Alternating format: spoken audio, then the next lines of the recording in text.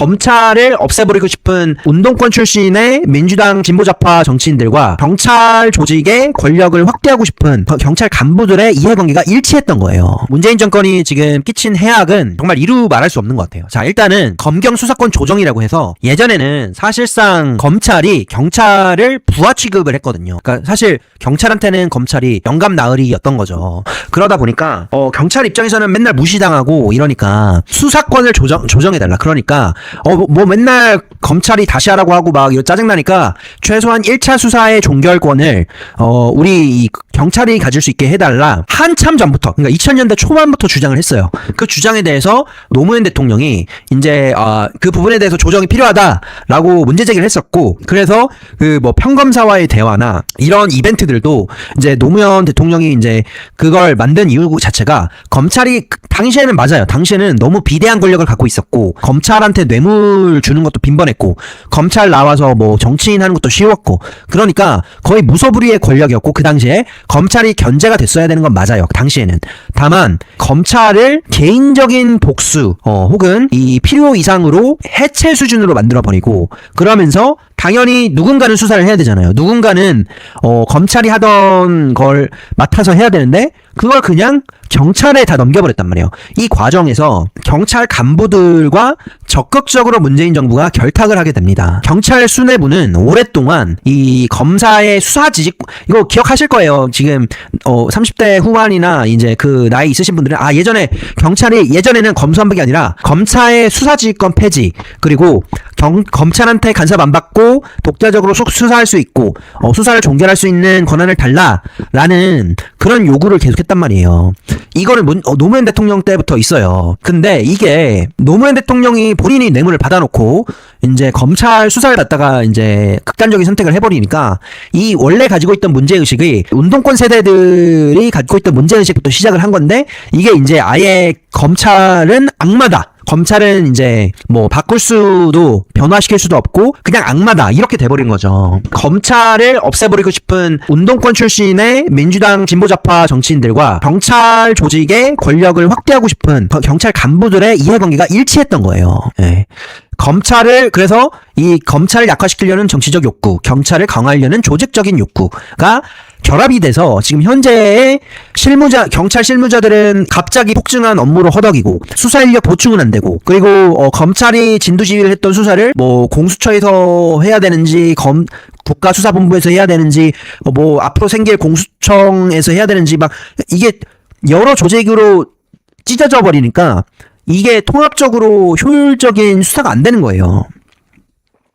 그래서 수사관들은 일단 1인당 맡아야 되는 사건의 건수 자체가 막 2배, 3배, 4배 되는 거고 그 다음에 그 각 사건에 대해서 이제 수사를 종결시켜야 되잖아요.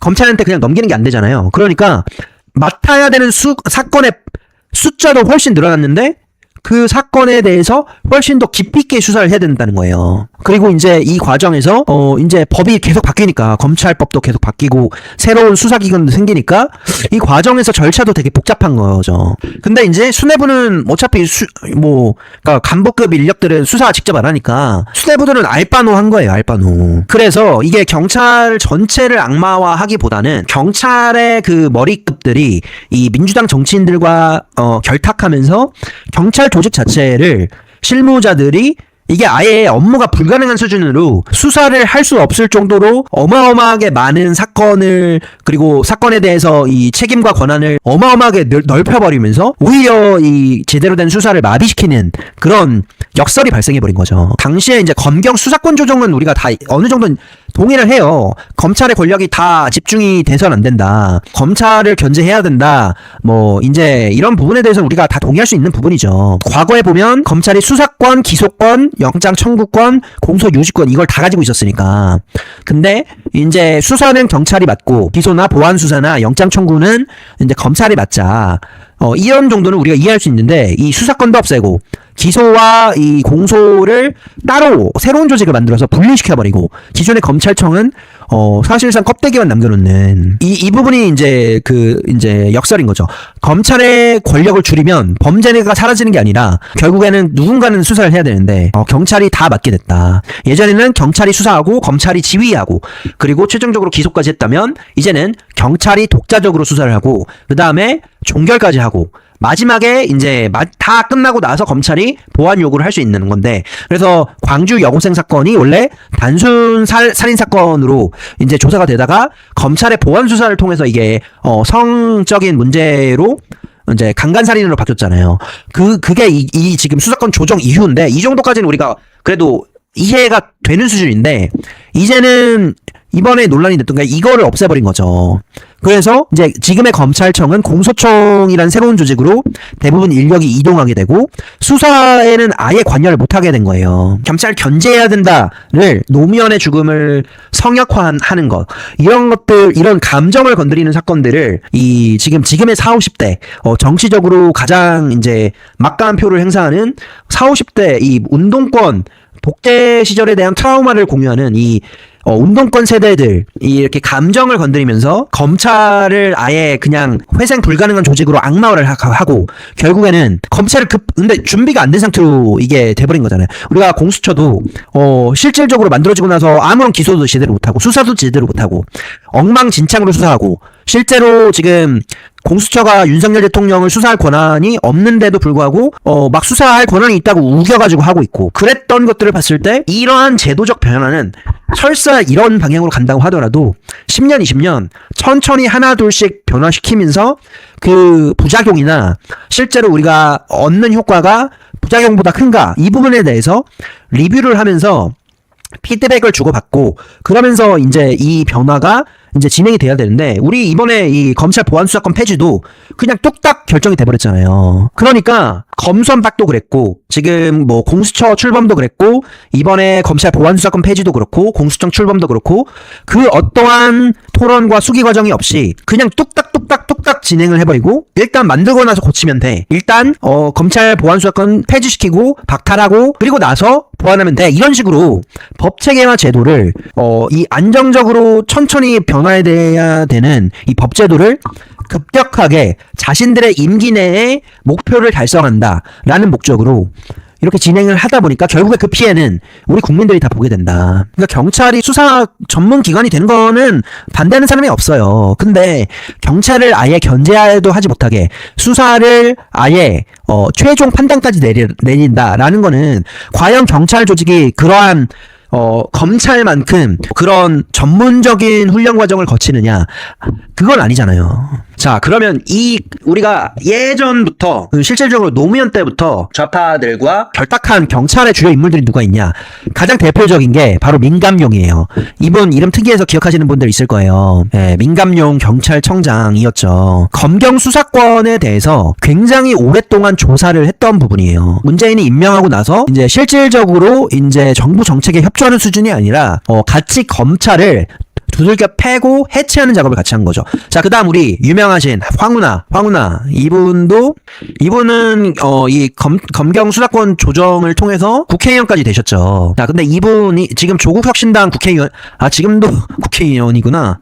야, 조국혁신당에 진짜 쓰레기들만 모아놨네. 자, 그래서 이분이 이제 경찰에게만 수사권을 부여해야 한다는 의견을 수십 년 동안 주장해온 대표적인 인물이다. 문재인의 정치적인 목적과 일치하다 보니까 이제 대전에서 국회의원 배지까지 달게 된 거죠. 그러니까 문재인도 그렇고 이재명도 그렇고 자신의 목적을 달성하기 위해서 특정 권력기관, 그게 뭐 헌재가 됐건 대법원이 됐건 뭐 이런 검찰이 됐건 특정 조직을 악마화하고 자신들의 사람으로 교체하기 위해서 그 조직과 척을 지고 있는, 예를 들어서 지금 대법원의 권력을 약화시키기 위해서 어디랑 붙였어요? 싸움을 붙였어요? 헌재랑 대법원이랑 싸움을 붙였잖아요. 어떻게 붙였어요? 사심제를 도입을 했잖아요. 이번 정권에서. 대법원이 최종 판결을 내리는 거지, 대법원의 판결을 뭐 헌재가 막 다시 들여다보고 이거는 안 된다 라고 했는데, 헌재 입장에서는 사심제가 돼서 헌법재판관들이 대법관 위에 있는 더 상위의 재판관이 되면 더 좋잖아요. 그러니까 검찰이랑 경찰이 싸움을 붙인 것처럼 이 지금 이재명 정권도 헌법재판소랑 대법원을 싸움을 붙인 거예요. 대법원이 조희대 대법원장 때문에 말을 안 들으니까 싸움을 붙여놓고 그 다음에 대법원을 계속 공격하고 있는 거죠. 네. 그래서 진짜 결국에는 우리 이거를 다 되돌이켜보면 이 검사와의 대화부터가 시작이야. 왜 노무현 대통령은 이런 거를 그러니까 당연히 이런 식으로 그러니까 검사들에게 뭐 직접 대화를 시도했다고 하지만 사실상 검사들을 비판하기 위한 자리잖아요. 그러니까 검사들이 강하게 반발을 했고 사실 그 당시만 해도 검사들이 특권의식도 있었고 그러니까 이거를 실질적으로 대화가 될 거다가 아니라 어떻게 보면 노무현 정권에서 전략적으로 검찰이 이렇게 오만한 집단이다. 검찰 개혁이 필요하다라는 것을 이 감정적으로 건드리기 위해서 여론을 형성하기 위해서 이 무리한 검사와의 대화를 추진했고 결국에는 어떻게 보면 저는 검사들이 그 덫에 걸렸다라고 느껴져요. 당시에는 노무현 대통령 불쌍해, 노무현 대통령을 무시하다니 뭐 이런 식으로 얘기를 들었을 수 있지만 이게 결국에는 검찰은 오만방자하고 검찰은 반드시 처벌해야 되고 실질적으로 지금 이제 와서 검찰을 폐지해야 된다까지 온 게 된 거잖아요. 자, 그리고 2009년에 노무현 대통령이 사망하고 결국에 이 사건이 문재인에게 검찰 폐지에 대한 그리고 노사모들에게 검찰 폐지에 대해서 된 거죠. 그리고 지금 우리가 요즘 많이 언급은 안 되지만 실질적으로 문재인의 이 하수인으로서 이 검찰 개혁을 주도한 사람이 조국이 법무장관일 때가 아니라 민정수석을 오래 했잖아요. 그러니까 조국이 민정수석일 때 실질적으로 친개혁파 사람들을 적극적으로 기용을 하면서 검찰을 내부로부터 망가뜨렸단 말이에요. 이때 중용되는 애들이 이성윤, 박은정 같은 검찰 폐지론자들 있잖아요. 윤석열 대통령한테 이랑 싸웠던 그 사람들, 검찰 출신의 검찰 폐지론자들을 당시에 죽여보지게 앉혔던 사람이 조국 민정수석이에요. 그러니까 조국이가 지금 약간 수면 아래로 이제 내려왔는데 실질적으로 문재인이 이런 노무현의 복수를 꿈꿨다면 그거를 실무적으로 처리한 놈은 이 조국 민정수석이에요. 그래서 결국에는 이런 방식이 계속 활용이 되는 거예요. 그러니까 특정 정치기관을 권력기관을 장악하거나 없애기 위해서 그 권력기관과 척을 지고 있는 혹은 경쟁관계인 곳과 정치적으로 결탁해서 없애버리는. 그래서 사실 경찰 실무자들도 어떻게 보면 피해자라고 할 수 있는 거예요. 제대로 수사를 할 수 있는 여건을 안 만들어주고 그냥 갑자기 권력만 다 엄청나게 늘려놓으니까. 자, 여기서 보면 그러니까 경찰 내부에서 검경 수사권 조정 이후에 형사를 안 하려고 그래요. 형사를 수사를 기피하게 돼요. 그러니까 우리가 알고 있는 그 여경 많이 뽑고 이런 것도 지금 수사 기피, 그러니까 남자라면 약간 그 형사의 멋있는 모습을 꿈꾸면서 하는 사람들이 좀 있을 텐데 여자는 많이 뽑고 근데 기존의 형사들은 수사 양은 더 많아지고 그러니까 이게 완전히 이 수사를 할 수 없는 수준까지 와버리는 거예요. 그래서 이걸 보면 수사경과 신규 취득자, 그러니까 수사 담당자들을 얘기하는 거예요. 형사 같은 게. 그러면 2020년에 5,000명이었는데 지금 2022년에는 3분의 1 수준으로 줄었어요. 그러니까 오히려 검경 수사권이 이제 조정이 되고 경찰의 권한이 커지면 커질수록 수사 권한이 커지면 커질수록 경찰들은 수사를 안 하고 싶어 해요. 그러니까 경찰의 간부들은 수사권을 원했는데 경찰 실무 수사 담당자들은 수사를 안 하고 싶어하는 이 웃기는 역설이 발생하는 거예요. 그래서 지금 우리가 이번 제주 사건도 더 알아봐야 되지만, 그러니까 이 지금 약간 사이코패스 같은 형사 말고도 기존의 성인 실종 사건을 그냥 별거 아닌 걸로 치부하고 그냥 뭐 직접 연락해 보세요 뭐 이런 식으로 했던 이유 중에 하나가 이런 식으로 준비가 안 됐음에도 엄청나게 더 넓은 범위의 권력과 수사권을 줬기 때문이라는 거죠. 그러니까 평균 처리 기간도 계속 늘어날 수밖에 없어요. 지금 우리 재판도 시간이 더 오래 걸리잖아요. 그것처럼 경찰의 수사 자체도 계속 지연이 되는 거예요. 그리고 요즘 제가 변호사 친구한테 들은 부분은 경찰이 수사가 너무 많으니까 변호사한테 도와달라 그런대요. 뭐 이런 증거나 이런 것들 좀 조사 좀 같이 해달라고 도와달라 그런대. 너무 일이 많으니까. 그래서 우리가 국가수사본부라는 게 만들어졌지만 이게 추가 인력, 전문 인력을 양성한, 그러니까 전문적인 이런 엘리트 수사관들을 양성한 게 아니라, 그게 아니라 그냥 기존 인력들을 갖다가 급하게 급조한 거잖아요, 이 국수본이. 그러니까 이 국수본도 계속해서 문제를 막지를 못하는 거예요. 이 지금 공영 경찰이 돼버렸는데 결국에는, 그러니까 이게 저는 보완이 되기 굉장히 어렵다라고 느껴지는 게, 결국에는 이 경찰을 견제하고 경찰을 어떻게 보면 수사를 같이 해줄 수 있는 전문 인력들이 있어야 되는데 그게 우리나라엔 지금 검찰밖에 없어요. 그리고 이런 기관들을, 이런 수사관들을 새로 양성하려면 시간이 오래 걸릴 수밖에 없거든요. 그러면 이게 자리를 잡을 때까지 10년, 20년 후까지 우리 국민들은 지금 이렇게 역량도 안 되고 능력도 안 되고 지금 준비도 안 된 경찰의 수사를 받으면서 경찰에 의존하면서 직접 수사를 해야 되는 상황이 발생할 수밖에 없다는 거죠. 네.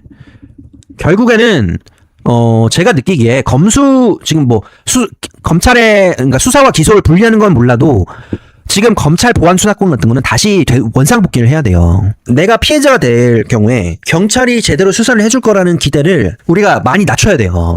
주변에 뭐 경찰 지인이라든지 아니면 뭐 변호사, 이런 어떻게 보면 이 법조인들을 개인적으로 알고 개인적으로 이렇게 활용할 수 있는 게, 제도적으로 이걸 문제를 푼 게 아니라 개인적인 역량으로 풀어야 되는 게 훨씬 더 강해졌다. 그런 맥락에서 우리 사법체계는 검찰의 권력이 셀 때 생겼던 부작용보다 지금 검찰이 해체되면서 생기는 부작용이 훨씬 더 클 수밖에 없는 상황이다. 저는 이렇게 생각합니다.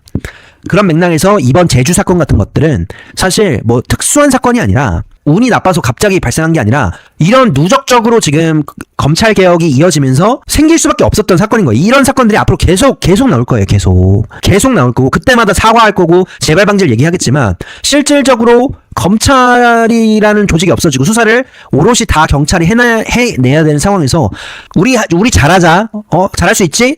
그 정도 수준으로밖에 안 되는 거예요. 만약에 지금 전국 실종 사건들을 다 들여다본다고 했잖아요. 이거의 또 문제는 뭐냐면, 그러면 지금 여론에서 실종 사건을 주목하니까, 야, 지금 하고 있는 수사 다 그만두고 다 실종부터 해. 이렇게 돼버리잖아요. 그러면 또 몇 주 뒤에 또 다른 사건이 발생해. 야, 그러면 그거 해. 이런 식으로 여론에 따라서 경찰 조직 전체가 이거 했다가 저거 했다가 이런 식으로 될 수밖에 없다는 거죠. 이게 검찰 개혁은, 그러니까 어느 정도는 우리가 개혁이라고 볼 수 있는데 지금 상태는 정말 다시 돌려놔야 되는 상황인 것 같고, 오늘은 좀 경찰 문제를 많이 다뤄봤고요. 이 문제가 제가 결론적으로 말씀드리고 싶은 건, 이게 단순히 한 명의 문제가 아니라 제도적으로 지금 이런 문제가 발생할 수밖에 없게 이 검찰 개혁, 검수완박이 결국엔 이런 문제가 분명히 예견이 된단 말이에요. 경찰이 수사를 제대로 못할 거라는 걸. 어떻게 보면 지금 이번 제주도 사건은 예견된 사고였다, 예측 가능한 사고였다라고 느껴집니다. 네. 그래서 결국에는 그냥 이게 자극적으로만 소비되지 않고, 이게 진짜 민주당이 지금 지난 10년 동안 추진해온 검수완박의 문제점이 드러난 것이다라고 저는 꼭 그 말씀을 드리고 싶었어요.